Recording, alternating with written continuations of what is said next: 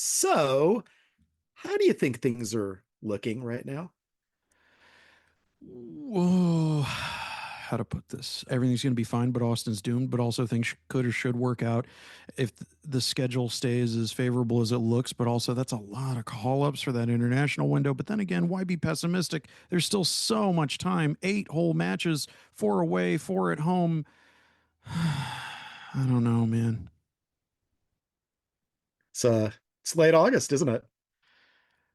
Yeah, yeah, it is. Emergency podcast.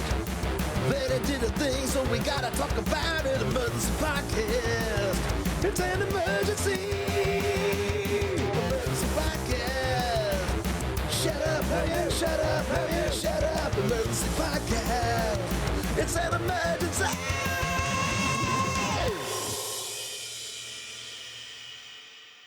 Hey, a hearty hello to you all, and welcome to Emergency Podcast, the Austin FC podcast, where we talk about all the Austin FC emergencies. Out of the last three games, 9 possible points, Austin has 2 points. Does that constitute an emergency, Moisés? You tell me. Well, uh, as you know, okay. You're making that noise a lot, by the way, I so am. far in this episode. I am. I'm rather cognizant of it. And it's something that we're It's probably like the Larry David meme come to life. yeah. Something that I am not always the biggest fan of is falling back on, oh, let's talk about this stat or this other stat or this other stat. Something that Nico Estevez mentioned, and it didn't come off like it was a prep talking point or something like that, but it was brought up in a lengthy answer, as he is wont to do, to something about the performance of the team and what does he have to say to fans who might be reluctant to come out to the San Jose game based on the recent run of form. Frankly, I think it'll be emptier because UT starts playing this weekend. Mm-hmm. But that's just realism, not taken directly. And in Shaky the Graves context. is doing a show as well, which is Yeah, there's a lot going on this weekend. School is really properly starting up for everybody. A lot of stuff is going on. I think there are a lot more factors than just, oh geez, the performance. Nico mentioned they've picked up 15 points in the last 9 matches, which is not that bad. And in comparison, the only other 4 teams in the West that have done it are what, San Diego, Seattle, and I forget the other one. But that's 13 points in 6 matches and then 2 in the last 3. So yeah, you've got 2.17 point per game clip, and then you have a 0.67 clip in the last 3 matches since August started, which is going to bring us to my article in a second. But yeah. please finish what you want to say, and then I want to get into I think nerdy numbers.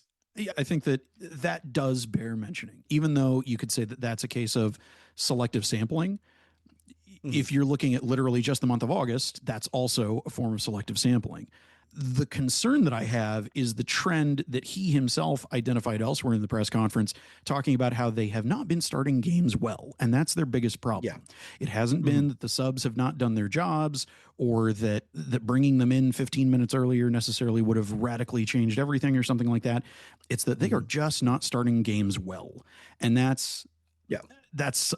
is a worrying trend, and it is definitely what the last 3 matches have looked like. So unless we see a big change in that metric, whatever you want to call how a team starts the first half, as we create new metrics as the days go by, there is definite reason for concern if they can't get over that hump. Right. And he's especially, again, that Montreal match. I mean, Prince Uwusu in parts managed to get the first 6 shots of the match in the first half, essentially, right? So it took until about the 24th minute for Austin to get a shot off. Obviously, they got the equalizer, and then lo and behold, they gave that up right before halftime, and that kind of set the expectations that maybe they were going to lose that game. So I did spend the first half with the Brutorium folks. That was lovely. And then I realized, yes, I want to be in front of my TV for the rest of this and whatever else. So I hurried home on my bike and caught a few minutes catching it on my phone on the mount that is in my handlebars. So that was efficient use of my time and energy. I was on a bike for that, and that was good. I got a workout in as well. Got to have some beer, got to have some food, got to see some folks, and then got to get some exercise in, watch some soccer, and then ask Nico Esteva some questions about the terrible performance that they had. Although he did talk in this press conference about thinking that they really rose to the occasion in the second half and towards the end of the second half, except for, of course, the penalty that they gave up. Right. Very, very frustrating game. I know that other podcasts have talked about it, but this is our chance to weigh in and say, yeah, it was bad. They should have beat Montreal. We talked about that. I had that worry. That maybe they were going to blow this somehow because they didn't look all that hot against Dallas and Houston. And lo and behold, that inconsistency, that inability to put together a full comprehensive start to finish full 90 manifested once again. I think in advance of that match, it was telling that he kind of told the fortune of his own club in noting that Prince Owusu was going to be a problem. And then he very much was. That handball really being the thing that overall ended up tilting the game. It is easy in the blast radius of that match to look at that one mistake as something horrible and catastrophic. It was no Kip Keller back pass. It was not that kind of a mistake. It's the kind of mistake that in the whole span of a season, if this match ended up being the reason that they eventually do not make the playoffs or something like that, then sure, great. But I think that you mentioned a lot of people have weighed in about what a catastrophic performance, and Montreal had only won at home once otherwise this season. Sometimes mistakes happen. And if that one mistake is to color Mikkel Dessler's performance across the entire season, I don't know that that's necessarily a fair assessment of the player himself. It's obviously what doomed that game, but I don't know. I'm not leaning on the heavy optimism lever. It's more sometimes crap like this happens. And I think that one of the things that I've seen from across the fan base is I think the leftover hangover of what things were like during the last 2 years of Josh Wolf have affected what has not been an absolutely abysmal season. We've seen horrible officiating issues across the entire league this season, even in Miami games, against Miami even. But I don't know, in a season in England that has already seen Grimsby Town absolutely demolish Manchester United, for crying out loud. We're going to bring that up every time we possibly can. By the way. Yes. It's part of their legend now. Guys who work in factories, who coordinate about playing strategies over WhatsApp because they don't really train.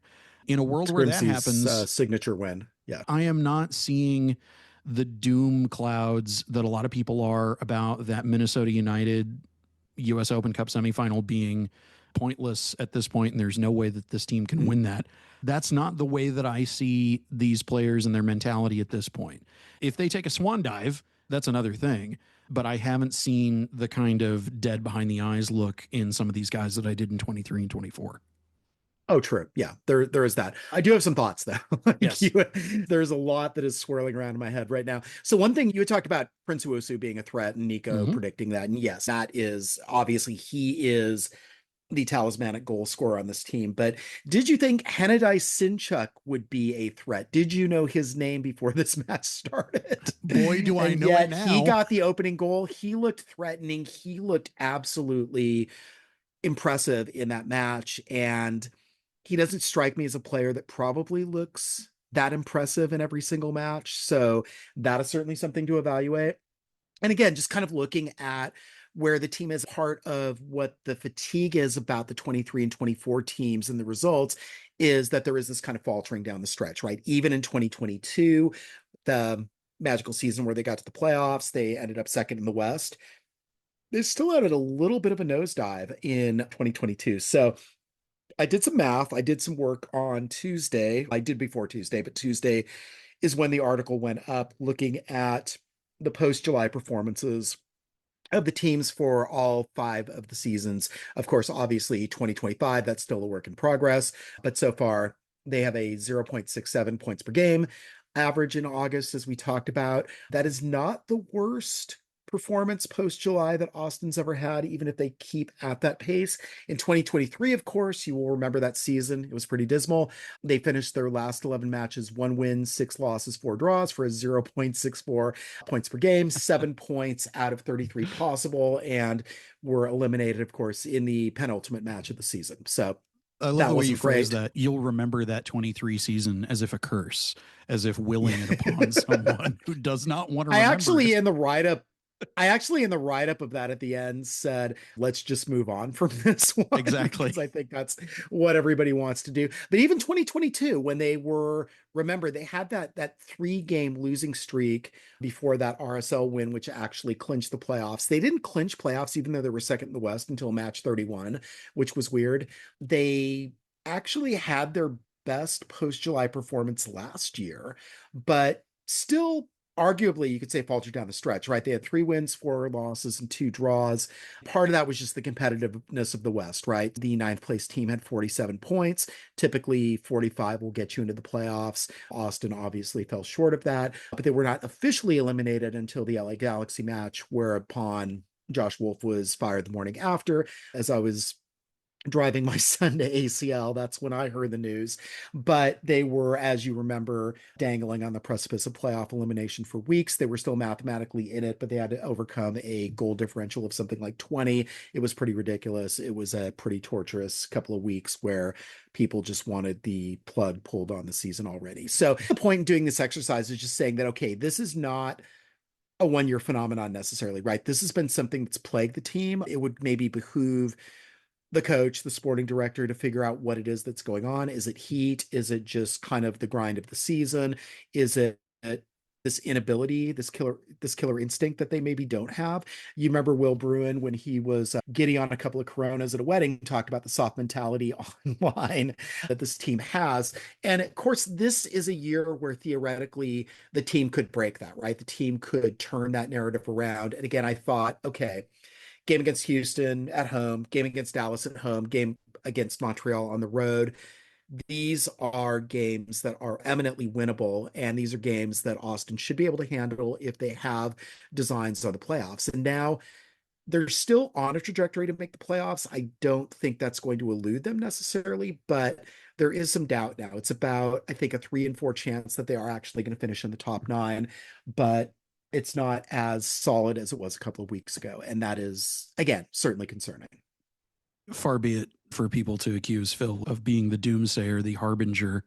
You're just looking at the facts the way that they lay. I just wanted to set you up to take us down the doom train route, because as I said on Hernan's most recent space, after waiting half an hour to talk to Mirto Zuni after the Montreal game, I love playing the job of the optimist, but it's real hard sometimes. And this is one of those times that it is really distinctly difficult, because the trend line does not look favorable. And this San Jose game this weekend is an opportunity to turn around a lot of received wisdom of the way that this team handles this portion of the season, to your various points.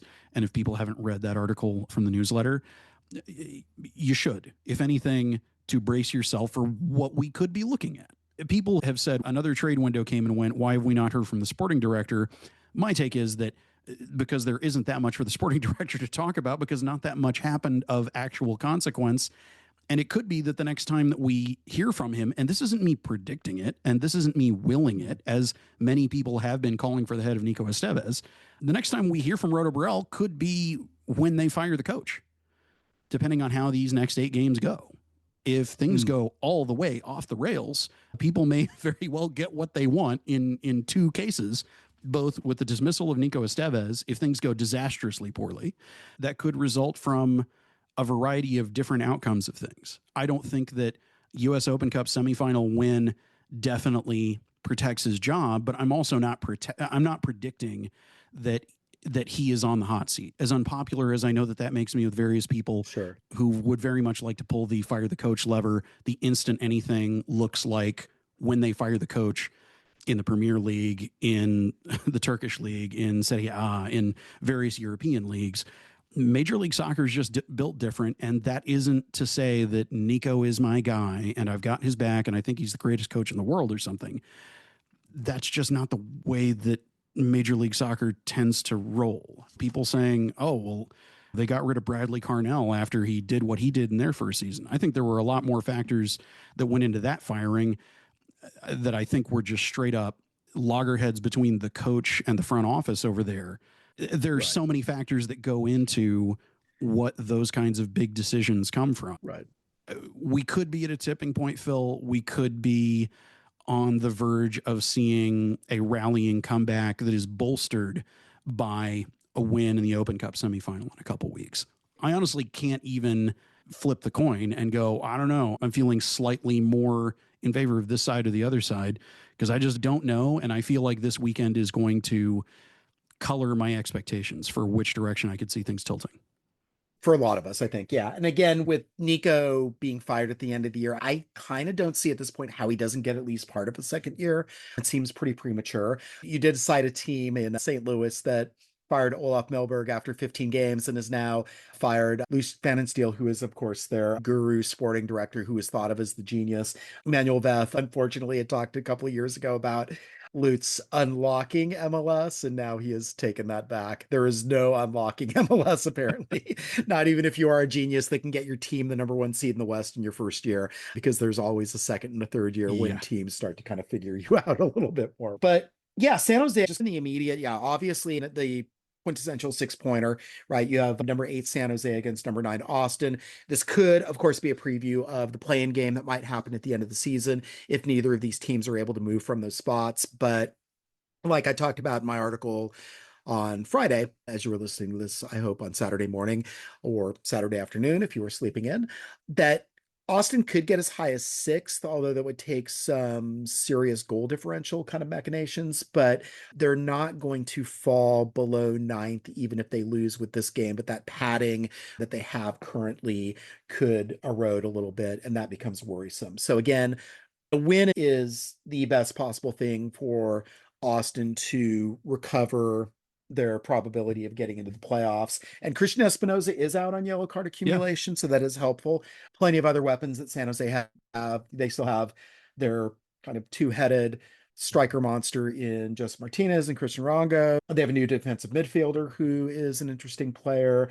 Bo LaRue might make an appearance, and he has been a promising, interesting player for them. My favorite super draft pick that we did not pick, Usene Buddha, is still on this team. So we might see an appearance from him. It's going to be a really interesting match. And again, September is a weird month, made weirder by, as we alluded to in the intro, 5 international call-ups, right? Which is going to happen that week that Austin travels to San Jose, and that they travel to Sporting Kansas City. And we'll get into this in a minute, but 4 out of the 5 September matches are on the road as well. Mm-hmm. Which is, again, you talk about 4 home, 4 away matches. The bulk of those remaining away matches happen in this next month, in this really crucial juncture, which is another reason for worry. If you needed additional reasons for worry, you have one now. You're welcome. Focusing momentarily on this weekend before we jump ahead in the calendar, You mentioned Espinoza being suspended. There's another X factor kind of thing that I would draw a comparison to Joseph Paintsil shouting to the supporter section to catch him outside. Austin fans have gotten in Chicho Arango's head on social media where he's replying to their DMs. Yeah. And it bothers him that anybody thinks that Austin can beat any team that he's on. It's visible. It is a case of Austin as a club, Austin fans living completely rent-free in Chicho Arango's head. And I think that could definitely play sort of an interesting variable in Saturday's match. It'll be interesting to see how exactly that goes, where Chicho's head is at. That's the thing that, boy, would I love to see something silly come as a result of that. Right. We're not saying make signs, right? I'm not saying make signs. People probably But we're not saying make signs. But yeah, we're not saying make signs. Frankly, people who make signs are going to make signs of their own volition before they even listen to this.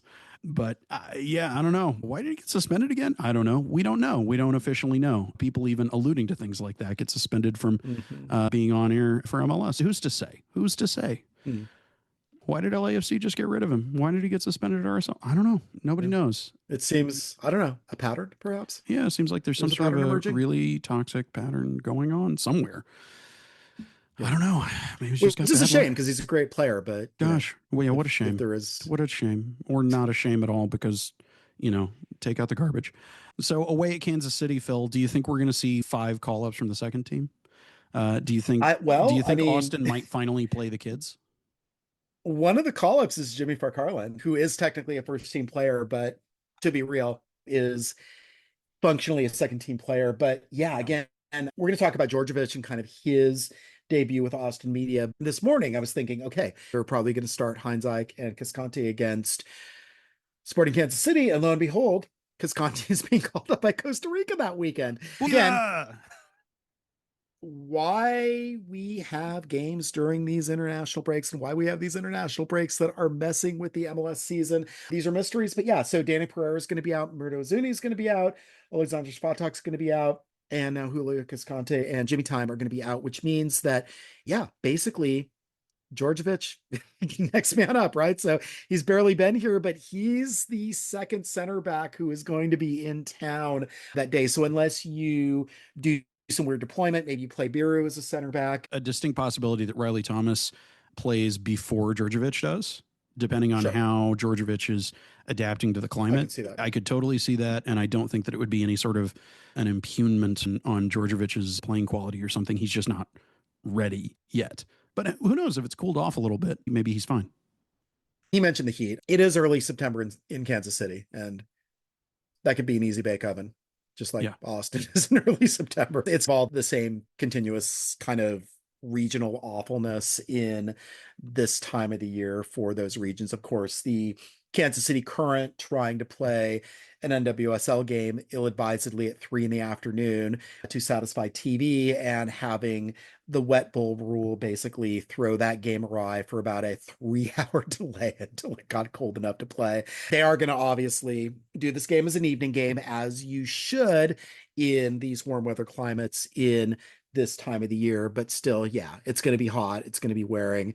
And again, you are really thinning out the roster with all these international call-ups. Yes, it's good that we have this diverse team and that we have enough talent to make national teams. That is a good thing. International breaks used to be something at the very start of Austin FC's illustrious history that they didn't have to worry about because they didn't have players that were good enough to be called up to international breaks. But now, yes, that is the rub. There's the rub, right? Yeah, I don't know. I think September is going to be nuts across the league. It always is. That's what the S in Major League Soccer stands for, right? Nothing really matters Major League September. Speaking of ovens, it'll be interesting to see what the environment is like when Austin plays away in Frisco on the 13th. Sandwiched between that and a home match against Seattle, who by then could be Leagues Cup champions. Seattle is that League Cup. Sorry, I got the pluralism wrong. It was plural for a while. It was no longer. But having Minnesota sandwiched between that grudge match where it is up to them to deny Copa Tejas to Dallas, it is not an easy month.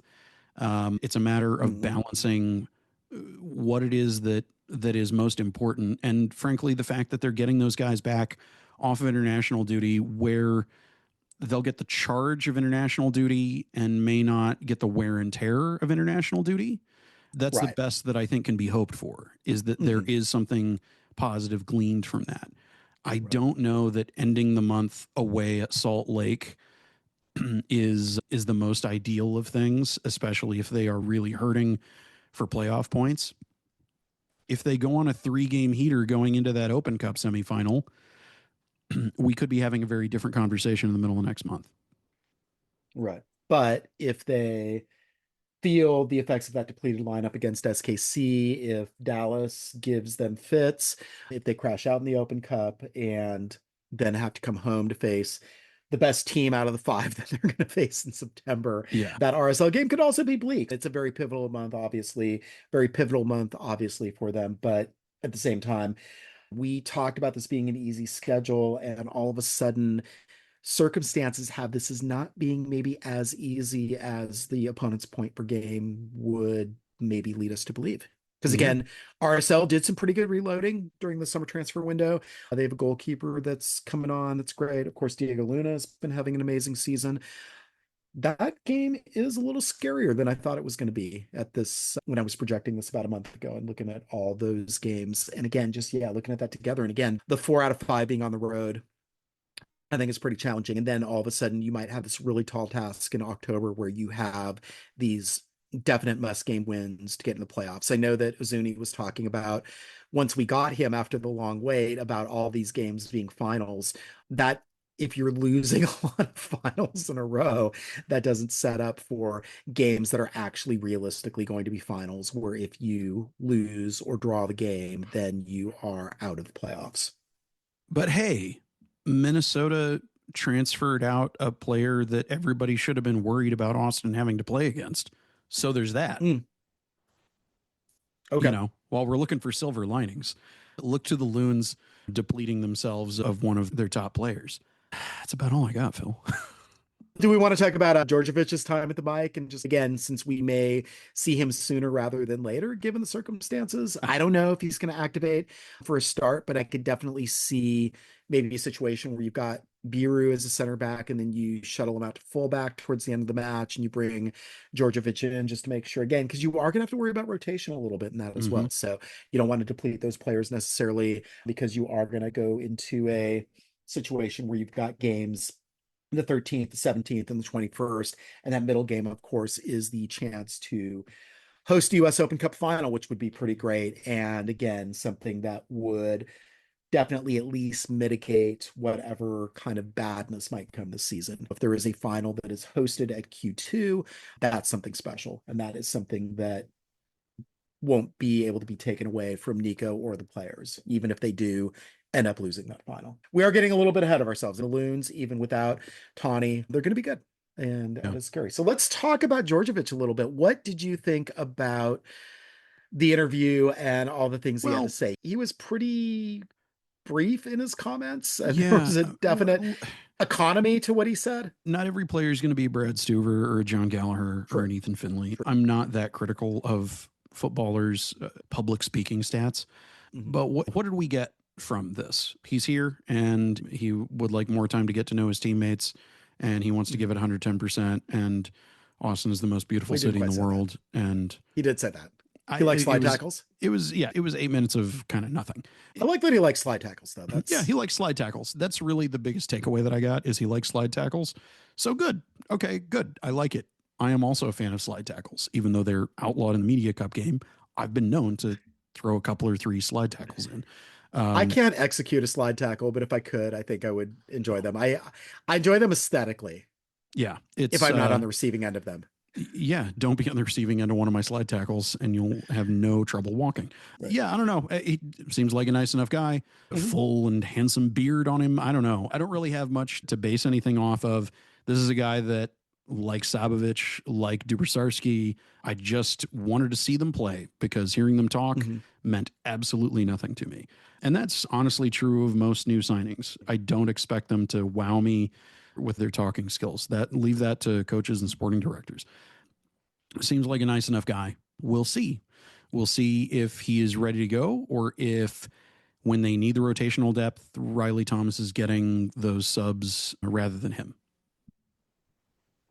The only other thing that I really got is just that he understands the opportunity that this is, not only this particular team, but the league, talking about the league being good for young players to develop. Of course, he is fairly early in his career. We think that he certainly has some potential. That's what wrote us on him. But again, being in the Serbian league, you're a little bit of a black box compared to some of the other leagues that we were. For example, when Dessler came over, we had a pretty good sense of the kind of player he is. When Bukari came over, he had some Champions League minutes, though, that we were able to kind of assess based on that, even though he's technically in the same league, right? So it was in the Serbian league. But when you are with Red Star Belgrade, that is a little bit of a difference than the team that Đorđević was with. We may see him in a week's time. Very well real soon that they have to get on the field, just because international teams seem to want all our center backs for their qualifications. They're trying to get into the World Cup thing. So, Phil, do we talk League Cup now? Let's talk League Cup. Who could have predicted Miami being in the final, except for all of us? Literally even everyone. Wasn't Orlando up with a intact squad in the 70th minute? Yes. Take us back and tell us what happened. The writer's room got on the horn and said, all right, just after the 70th minute, here's what's going to happen. Messi's going to score. and Orlando's going to get a red card. And it's going to be questionable as hell, but it's going to fuel the Miami heel narrative for the rest of the league. And then when Miami takes the Leagues Cup belt, then they'll reign for a year, and then they'll win it again next year, because that's just what Miami does, is they win Leagues Cup. Except when that's their trophy. Messi's not available. Hefty 22-pound trophy that is impossible to lift. Enormous monster trophy compared to other trophies. Yeah, I got to say that Messi goal was impressive, though. It was. It was. That's the thing, is as annoying as I can be with the quote unquote writer's room of it. The goals are pretty. The play is good. It looked better in highlights than it did having to suffer through the Seattle LA Galaxy match, for example. Right. I mean, also a little writer's room to have him weave between three defenders to score that goal, right? So. Yeah. It was interesting that Messi took those notes so literally and so precisely and delivered exactly as directed. Yeah, I don't know. I'm sure that Miami and Seattle fans are interested. I think that missing link, and we've talked about the format change and what Leagues Cup can do and how it's linked to other things like fixture congestion, and that MLS plays through international breaks like psychopaths. I want a final of a cup competition. Like, any cup final is a great thing to watch. I will stand by those words. But there's just something about Leagues Cup that doesn't feel as special when it's yet another MLS versus MLS matchup, where it's like watching the MLS playoffs with teams you don't care about involved.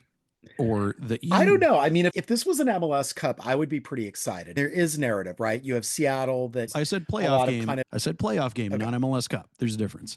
With Miami, though, you have this like mega team, right? That is challenging the bounds of MLS roster rules, the way that they put together their team, versus Seattle, which has a no-star kind of system, right? Until very, very late in the process, Seattle didn't have any all-stars on the all-star team. And yet they looked amazing against the Galaxy. They look fearsome. I am not looking forward to that game on the 21st, although, I mean, I do like good soccer. So I feel that even if Austin does not bring good soccer that night, Seattle will, because they certainly did against the Galaxy. And I do think that it's going to be an interesting kind of clash of styles and aesthetics, right? And you have Mascherano as his coach, who just kind of came on as Messi's buddy, with this kind of idea of, we're talented, we have this Barca heritage, we're going to win, versus Schmetzer, who is very much an MLS lifer and has been around forever and has this incredible success rate. So yes, obviously, we had Miami Tigres in this. I mean, that would be an excellent final. Obviously, Seattle, Club America would be an excellent final. We had Seattle against Pumas a couple of years ago.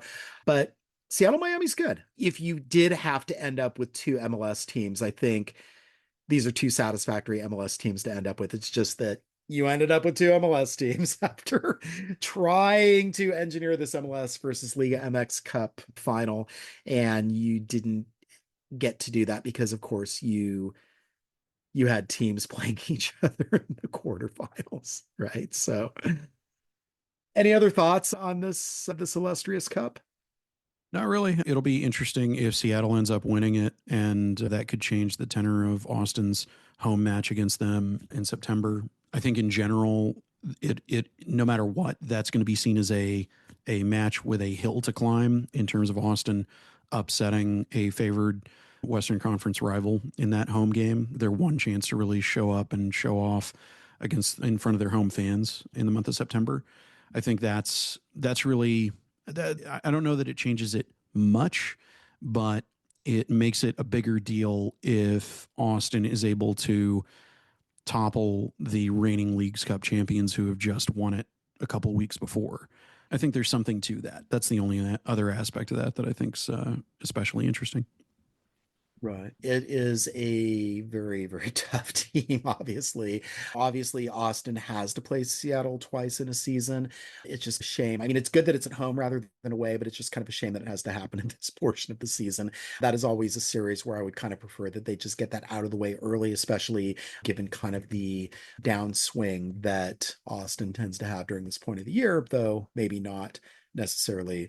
Again, we are hoping that this trend reverses. So yes, so if you are curious, if you do want to see this, Sunday, August 31st, 7 p.m. our time, and the Sounders are hosting. That's exciting. So it is at Lumen Field. I imagine the fans are going to show out for that.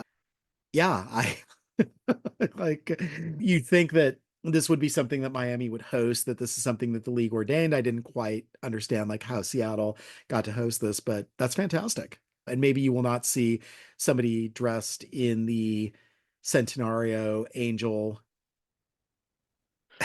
going out for the coin flip. I could not figure out what that was, and then Yeah. went to the internet. The internet Yep. told me, thank Hey, you, Blue Sky. sponsorship Letting deals me are know like powerful. what that was exactly. And boy, that was something to behold. All right, let's see how the front bookend of the San Jose bookend end of the season begins. You know, Do you have a as feeling? I feel like rumblings that I've gotten is that there is an eagerness to demonstrate what they are truly capable of and shake off the last three matches. I think that knowing they've got guys who are going to disappear for international duty, this is a big show up and show out opportunity. I think it could be a 2-0 or 3-0 win for Austin. And it really depends on how they start the first half. Of That course. first Yeah. 10 or 15 minutes is crucial. If not the first 5 minutes is pretty crucial because San Jose wants blood. As blood happened in the last match. They want their blood. And I'm at a point right now where I am not going to predict a win until they actually win. Austin in the series has 1 win, 2 losses, and 7 draws. So I feel like there's a draw in this. And I don't know if it's Austin clawing back a goal to engineer a late draw that feels good, or if Austin gives up a goal late and that makes everybody feel bad, as we've experienced recently. I just don't know, but I feel that there's a draw in the air, and I feel like that's going to be really disappointing and upsetting. And of course, I'm going to be actually, just as a programming note, I'm going to be out. So Moisés, you are going to handle the At the Whistle, and then I will pick it up the next morning once you have talked to players. So this was something that got on the calendar about 2 months ago, but good things happen when I'm away from these matches. Sometimes good things happen. Like, for example, I had a very lovely date with my wife when Seattle beat SKC 4-3. So there's again, 4-3 is a scoreline that is not unfamiliar to Austin, San Jose. So maybe there is one of those things in the works. Yeah, I don't know. As much as I feel like this could be a wild clean sheet shutout at home in Austin's favor, it could also be one of those knockdown, drag out 4-3 kind of things. One way or another, I think it is going to be far from boring. I think that much I can say for absolute certain. No, I'm sad to miss this one. I did not particularly enjoy watching the Montreal match, but I think this one's going to be more enjoyable just because, again, burgeoning rivalry and these teams are exciting. And obviously, San Jose likes to soar. Austin, obviously, when they put their minds to it, can play really good defense. So I do think that, yeah, there is going to be that kind of energy about it. But I do feel like it's more 2-2 or 3-3. I do feel like goals are going to get scored in those just because that's kind of where we're at this point in the season. Yeah. Well, till next week, Phil. All right. Yeah. And then next week, obviously, we're going to preview SKC and see who else has been called to international duty last minute, try to figure out what this roster looks like. And then obviously we're going to see if this disturbing trend continues or if they have indeed gotten a crucial win to help turn this around and make things better. This is the best thing I've heard in the history of the 8 years I've been on this planet.